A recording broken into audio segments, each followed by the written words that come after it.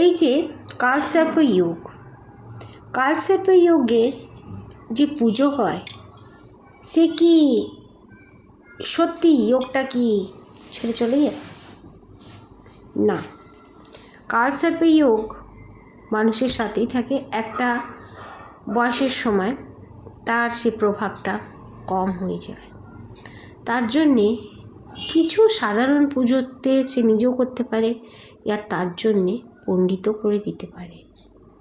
তাকেও কিছু কিছু করতে হবে আর একটা কিছু স্টোন পড়তে হয়। পেট মানে কানেকশানে যে তাতে আমরা এগুলো সব জানাই, বলি, বাট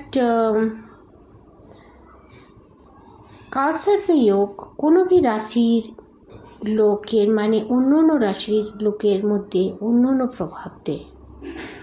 তাই সবারই ক্ষেত্রে সমানতা আসে না।